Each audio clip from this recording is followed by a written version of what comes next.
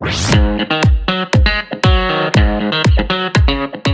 story of Jonas Vingegaard begins far from the noise of grand arenas or the roar of cycling's biggest crowds. It starts in the quiet, wind-beaten landscapes of northern Denmark, in a small coastal village called Hillerslev. Nothing about that place suggested the rise of a future Tour de France champion. The roads were lonely, the winters harsh, and the sea air carried a sense of isolation. But for a young boy named Jonas, those silent roads would become the first outline of his destiny. He was shy, slender, almost fragile in appearance, not the type of child anyone would point to as a future world-class climber. There were no elite academies guiding him, no grand expectations placed on his shoulders. Instead, his days followed a simple rhythm. School, time at the fish factory where his parents worked, and long rides through the flat Danish terrain. Yet somewhere in those early rides, something awakened. Pedalling brought him a rare clarity, a sense of harmony that made the world feel orderly and calm. Cycling, for Jonas, was never about dreaming of Paris or the Alps. It was an escape into simplicity. Just him, his bike, and the endless horizon. While the wind tried to push him back, he learned to endure. Without realizing it, he began training the mental steel that would define his future on the grandest climbs in the world. Even from a young age, he felt strangely connected to climbing, despite living in a place where mountains did not exist. On steep gradients in junior races, while others struggled, Jonas found a rhythm that felt almost instinctive. But he was not a standout racer. He wasn't winning everything. He wasn't the prodigy teams fought to sign. He simply persisted, quietly, consistently, without brilliance, but without collapse. What set him apart was invisible. A mind capable of absorbing suffering without panic. A calmness in adversity that would later shock his rivals. He was not the kind of talent that shines immediately. He was the kind that reveals itself slowly, shaped by patience and hardship. There was no defining victory, no early triumph that announced his arrival. Jonas advanced silently, unaware that the same serenity that carried him through Danish winds would one day carry him up the greatest climbs of the Tour de Francia with an almost inhuman composure. He kept pedaling, not knowing that his quiet determination was leading him toward a future no one, not even himself, could imagine. A future where the cycling world would learn his name, and where his silence would speak louder than most riders' victories. As Jonas Vingegaard entered the next stage of his journey, the world of competitive cycling still wasn't looking in his direction. He was thin, quiet, and almost invisible within the peloton, one of those riders who blend into the background, working without drawing attention. But beneath that modest surface, something far more significant was forming.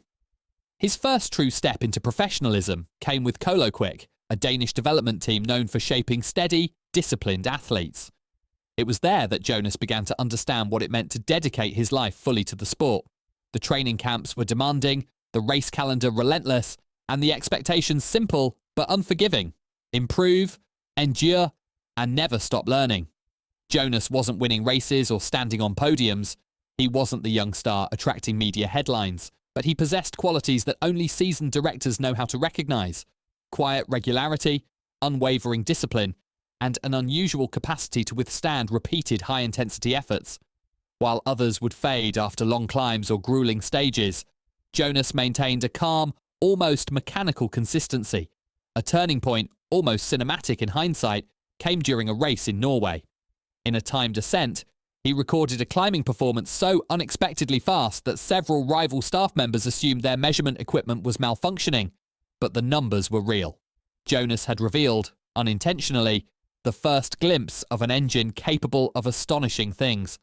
Performances like that, discreet yet powerful, began to draw interest from higher levels, and soon they reached the radar of Team Jumbo-Visma, one of the most analytically driven and structurally dominant squads in modern cycling. When the team decided to sign him, the cycling world barely reacted. To most fans, Jonas was an unknown name, another support rider, another quiet worker in a yellow and black jersey. But once inside the team structure, something remarkable became clear. His physiological tests showed rare endurance capabilities. His climbing efficiency was extraordinary. And during training camps, coaches noticed a pattern almost unheard of at the elite level. Jonas rarely had bad days. He wasn't always the strongest, but he was always consistent, steady under pressure, calm under fatigue, unshakable in the mountains. This phase marks the moment when Jonas stopped being an unnoticed figure and became a subject of curiosity within the team. A murmur began to circulate. This quiet Danish rider might be something more than just a helper. Something was building inside him. Something that the biggest races in the world would soon reveal. The year 2021 marked a turning point, not only for Jonas Vingegaard, but for the entire landscape of modern cycling. What had been a quiet ascent through the professional ranks would now collide with the biggest race in the world, the Tour de France. Jumbo-Visma selected Jonas as a support rider for Primož Roglič, expecting him to work in the shadows, protect his leader, and learn from the experience. No one imagined that he would become one of the central figures of the race. The opening stages passed without drama. Jonas did his job with precision, always calm, always present, always reliable. But the Tour is unpredictable, and its narrative often twists without warning. When Roglič crashed and began losing time, the team faced a crisis. They needed someone to step forward, someone who could survive the mountains and defend their ambitions. Unexpectedly, the responsibility fell on Jonas. Then came Mont Ventoux, the mythical giant of Provence. A mountain that has witnessed triumphs, collapses, and legends carved into its lunar landscape. On that day, under a scorching sun, something extraordinary happened. Jonas attacked, not recklessly, but with a cold, calculated rhythm that stunned the peloton. For the first time, Tadej Pogačar, the seemingly untouchable champion, showed vulnerability. Jonas didn't just hold his wheel, he dropped him, the image of Pogačar turning his head in disbelief while the young Dane rode away became an instant symbol. It was the moment the cycling world realised that a new contender had arrived. Not a spark, not a lucky day. Something deeper, more formidable. From that point on, analysts spoke of Jonas with a different tone. He had gone from anonymous helper to legitimate challenger. Stage by stage, he defended his position with discipline and calm.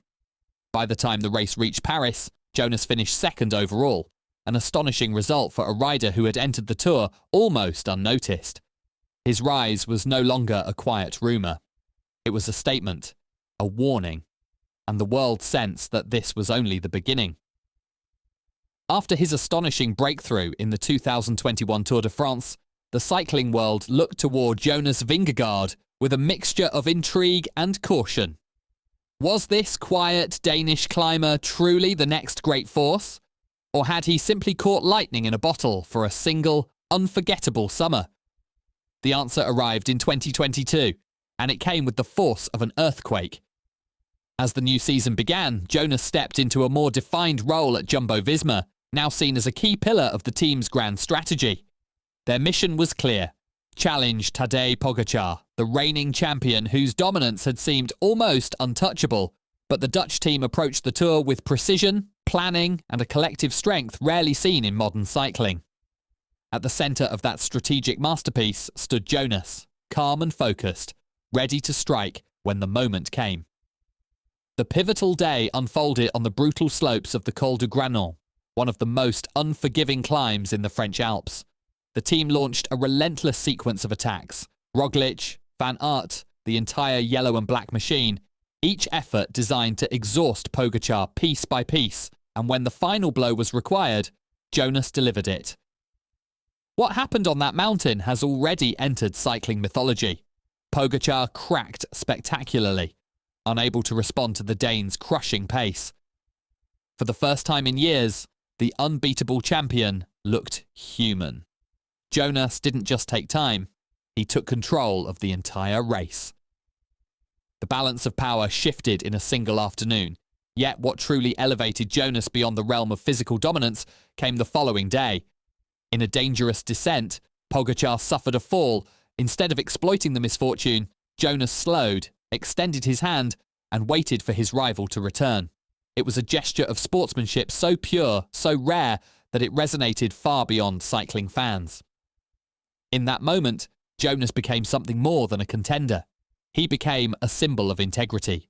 The Tour continued with the weight of that gesture behind it, Jonas defended his lead with an unwavering calmness, surviving every challenge, every climb, every attack.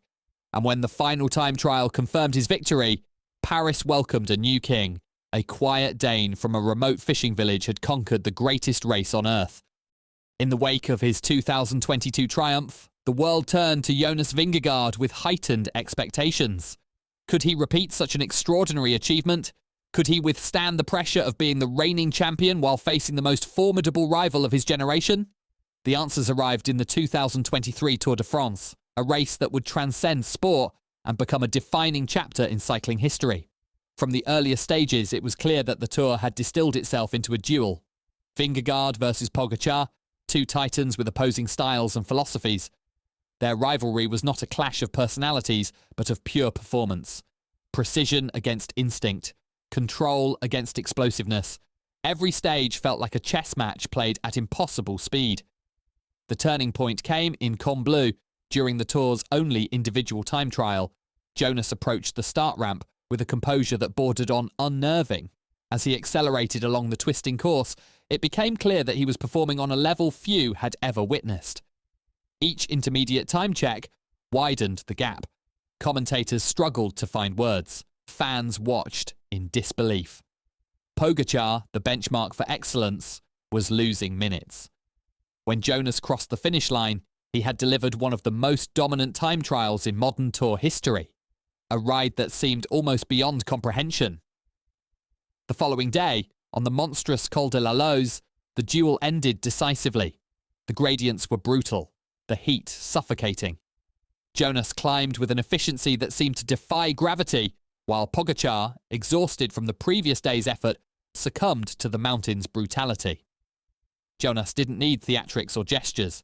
He simply rode, calm, focused, relentless, securing a second consecutive Tour de France victory. But greatness is not defined only by triumphs. In 2024, Jonas suffered a crash that left the cycling world stunned. His injuries were severe, and doubts rose about whether he could ever return to his former level, yet he fought back, patiently, methodically, with the same quiet determination that had shaped his entire life. His return to competition, even without winning the Tour that year, became a testament to resilience rather than defeat. Today, Jonas Vingegaard stands not merely as a champion, but as a figure whose journey embodies perseverance, humility, and an unwavering love for the sport.